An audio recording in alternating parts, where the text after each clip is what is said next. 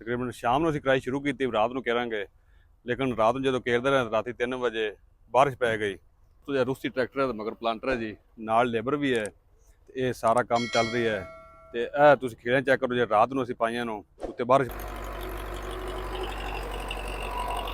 ਤੇ ਲਾਲ ਐਕਸਟ੍ਰੈਕਸ ਹੈ ਜੀ। ਤੇ ਜਾਲੀ ਦਾ ਵਜ਼ਨ ਹੈ ਤਕਰੀਬਨ ਕੋਈ 74 ਕਿਲੋ ਜੀ। ਪਲਾਂਟਰ ਫੁੱਲ ਹੋ ਗਿਆ ਜੀ, ਹੁਣ ਜਾ ਰਹੀ ਹੈ ਖੇੜੀ ਪਾਉਣ ਦੀ। ਇਹ ਜ਼ਮੀਨ ਹੋਵੇ ਪਈ ਸੀ ਤੂੰ ਇਹਨੂੰ ਛੇੜਾ ਛੁੜਾ ਕੋਣੀ ਜੀ, ਬਾਰਿਸ਼ ਪਈ ਹੋਈ ਹੈ ਲੇਕਿਨ ਖੇੜੀ ਸਾਫ਼ ਨਿਕਲਦੀ ਪਈ। ਕਿਸਾਨ ਵੀਰ ਬੜਾ ਖੇੜੀ ਹੈ ਜਿੰਦੇ 'ਚ ਬਾਰਿਸ਼ ਪੈ ਗਈ ਹੈ।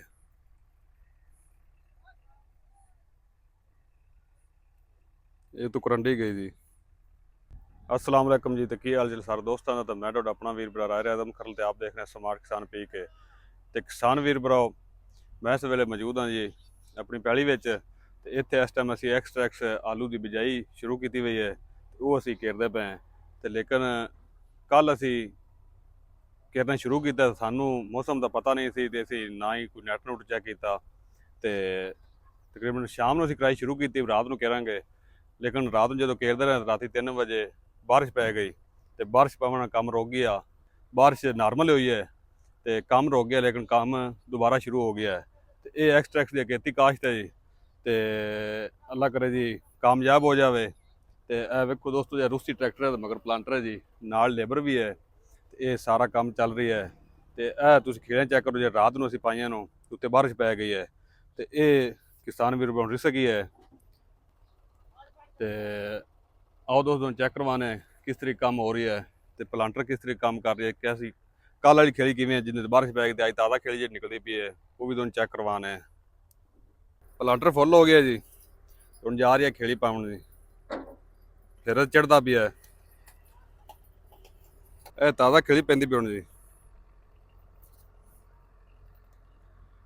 यह जमीन होवे पी तू छेड़ा छुड़ा कोनी जी, बारिश पई हुई है लेकिन खेड़ी साफ निकलती पई।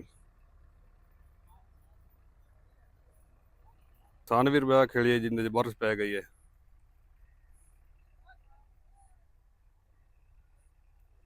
ये तो करंडी गई जी। किसान वीर चेक करो खेड़ी का रिजल्ट जी। प्लांटर माशाल्लाह अच्छा चल रही है जी, बहुत जबरदस्त रिजल्ट है जी। ड्राइवर भी माशाल्लाह कारीगर है जी।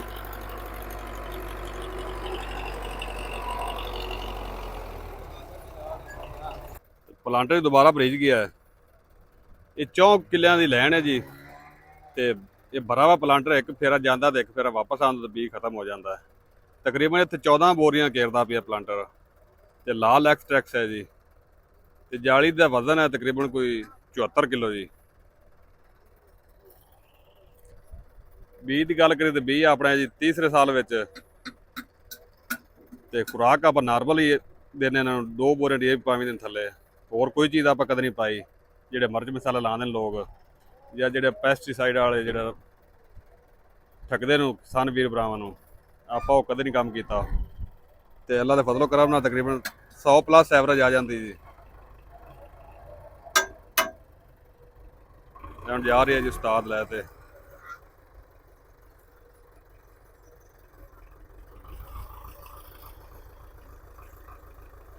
ਕਮਾਲ ਦਾ ਰਿਜ਼ਲਟ ਹੈ ਜੀ। ਹਲਾਕ ਵਾਲਿਆਂ ਦਾ ਪਲਾਂਟਰ ਹੈ ਜੀ, हलाक रही इंडस्ट्री की पालपुर।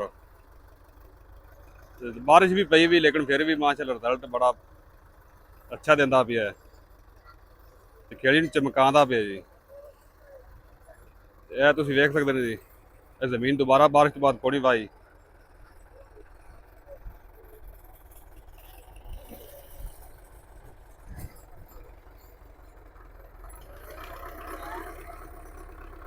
तो 2 पल्लेदार असीं उत्ते ठल्ले हुए ने जी। कोई पटा पुटा बंद होवे जां कोई मसला मसाइल बने तो ड्राइवर नूं दस्सण, ये जरूरी हुंदे ने जी।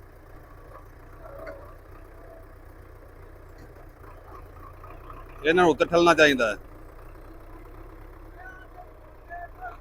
रुकदा पिया जी, हुण चल गया जी।